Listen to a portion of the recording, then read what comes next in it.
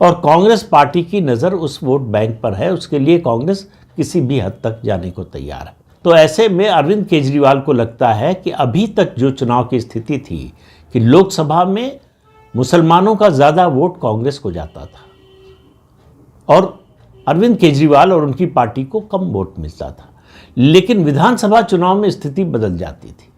विधानसभा चुनाव में मुस्लिम वोट आम आदमी पार्टी और अरविंद केजरीवाल की तरफ आता था, क्योंकि मुसलमानों को, मुस्लिम मतदाताओं को लगता था कि आम आदमी पार्टी ही बीजेपी को हरा सकती है, बीजेपी को रोक सकती है। इस बार परिस्थिति बदली हुई नज़र आ रही है। ये बात अरविंद केजरीवाल को समझ में आ रही है कि ये वो पहला चुनाव लड़ेंगे जिसमें मुस्लिम मतदाता उनका साथ हो सकता है न दे। इस बात की संभावना दिन पर दिन बढ़ती जा रही है और जैसे जैसे कांग्रेस की मजबूती का संकेत मिलेगा वैसे वैसे इसकी संभावना और ज़्यादा बढ़ जाएगी।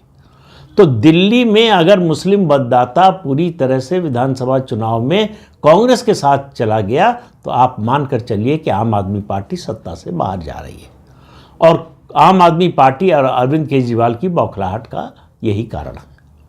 और कोढ़ में खास जिसको कहते हैं वो ये हुआ कि उन्होंने 2 योजनाएं, उनको लगा कि ये गेम चेंजर योजनाएं होंगी, ट्रम्प कार्ड होगा। एक महिला सम्मान का महिलाओं को जो है कैश देने की घोषणा की और दूसरा जो है संजीवनी के नाम से 60 साल से ऊपर के लोगों को मुफ्त इलाज की घोषणा की और कहा कि अगर चुनाव जीत गए तो ये योजनाएं लागू होंगी और उसके लिए फॉर्म भरवाया जाने लगा।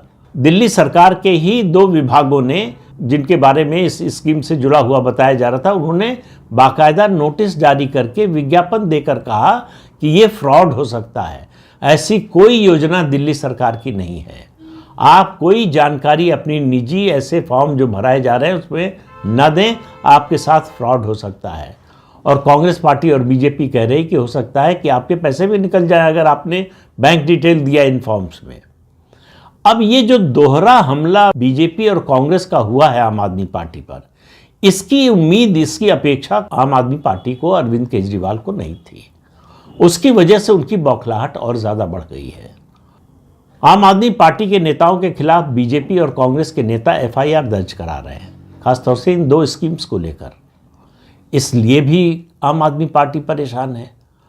तो अरविंद केजरीवाल अपने राजनीतिक जीवन में सबसे मुश्किल लड़ाई लड़ रहे हैं और उनको बीजेपी से सीधे लड़ना हो या कांग्रेस से सीधे लड़ना हो। आप याद कीजिए 2013 और 2015 के चुनाव में एक तरह से उनकी लड़ाई सीधे सीधे कांग्रेस पार्टी से थी